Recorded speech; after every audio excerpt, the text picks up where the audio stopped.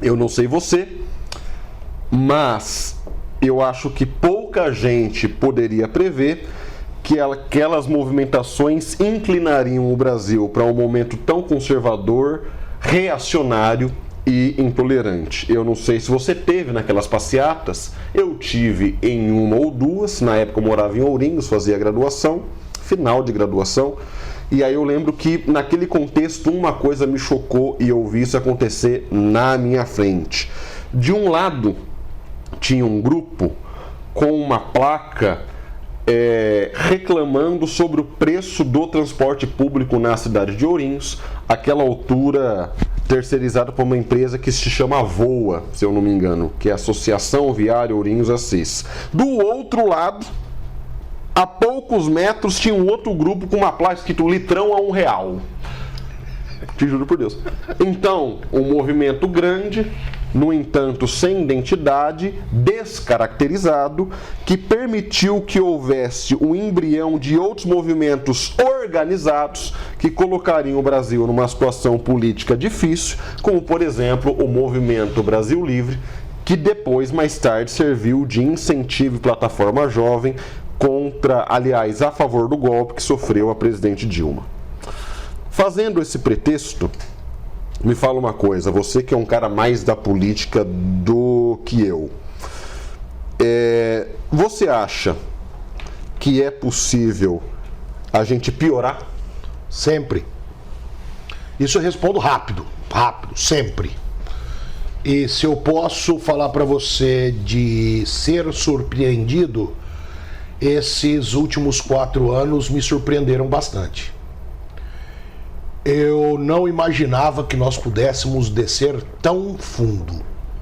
Não imaginava que nós pudéssemos estar aí em uma posição tão complicada do ponto de vista econômico, político, social, cultural, identitário e tudo mais. Então eu acho muito importante a gente conversar. Aliás, para alongar já um pouquinho e já entrar de forma um pouco mais consistente no assunto, esses dias, você sabe que uma coisa que a gente faz muito, eu faço até acho que um pouco mais, é ficar na estrada. E mundo moderno, o tempo que você está na estrada não é mais um tempo de diversão. Esse tempo também foi absorvido pelo trabalho. Agora a gente se desloca, grande parte das vezes, ouvindo um podcast de notícias, ouvindo site de notícia, no carro e tal.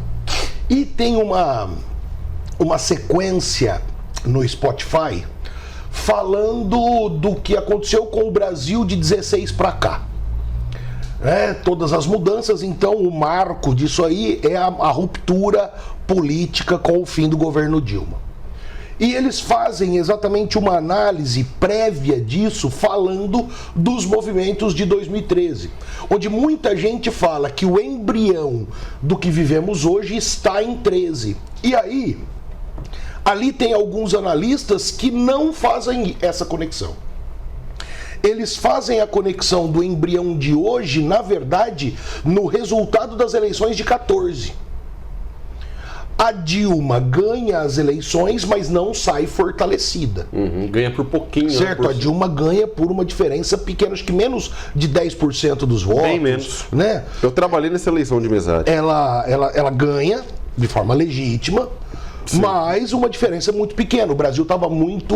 Ou seja, a oposição enorme. Isso. E o papel do PSDB, do Aécio Neves, assim que sai o resultado das eleições, é um papel extremamente importante, porque eles, ao invés de reconhecerem a derrota e seguir o baile, não, ele começa a questionar a validade das eleições e depois tem todo um processo declarado.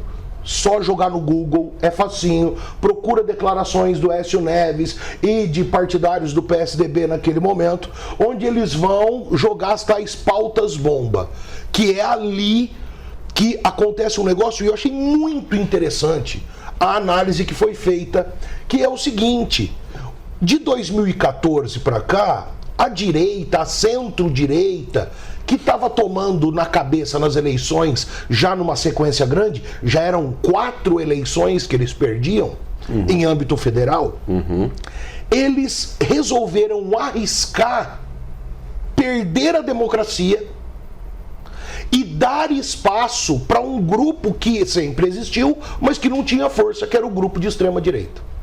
Certo? Então, esse flerte com o fim da democracia que vai trazer uma série de complicações que nós temos hoje e que é, acho que, o ponto central da nossa